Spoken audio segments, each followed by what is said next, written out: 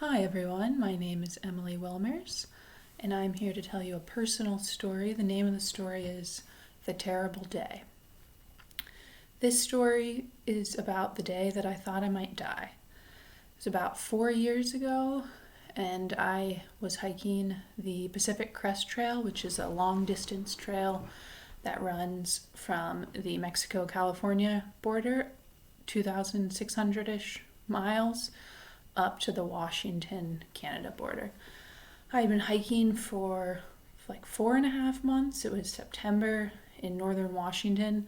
I had about 50 miles left of the trail, and it was definitely getting colder.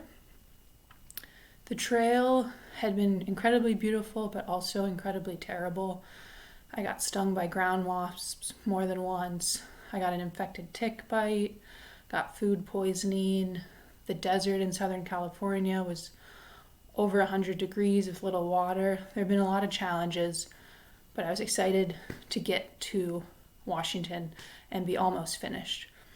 Now, on this day, it had been raining all day for the last 5 or 6 hours of the day, and snowing a little bit, sleeting.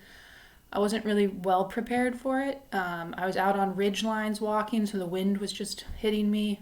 My hands had stopped working because they were so cold, so I wasn't able to open up any water bottles or get any food. So I was really hungry and thirsty, but I just kind of kept plodding along. I hadn't seen any other hikers all day. I knew my friend Ivana was up ahead of me, but I hadn't seen her in like 2 days. So I was feeling pretty lonely and scared. I was worried that my sleeping bag was all wet and that if I set up my tent, I wouldn't be able to get warm inside of it. Because I'd never been that cold, and I was getting really nervous, but I just kept walking because there was nothing else to do. And I knew up ahead there was this dirt road, but it was in a really remote area. There's supposed to be some camping there, but I didn't think anyone would be there because the weather was so terrible. So I just kept walking, and as I turned a bend, I saw some wood smoke in the air, and I was starting to get excited.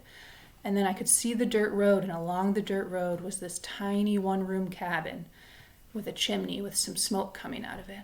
And I have never been so relieved in my life to see anything.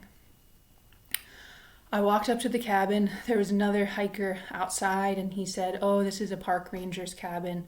She said we can come in and warm up."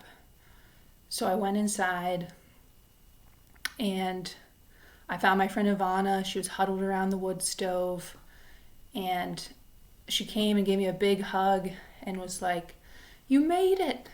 She was like, "I was so scared. I thought I was going to die out there." And I just said, "Me too."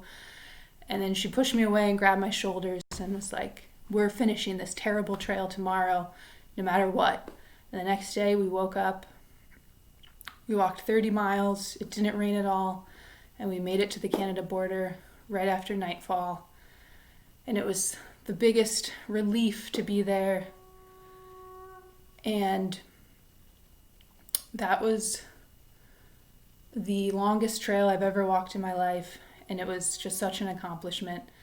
And so that was the story of the day that I thought I was going to die, but I didn't, and I'm here today. And thank you so much for listening to this story. Thanks.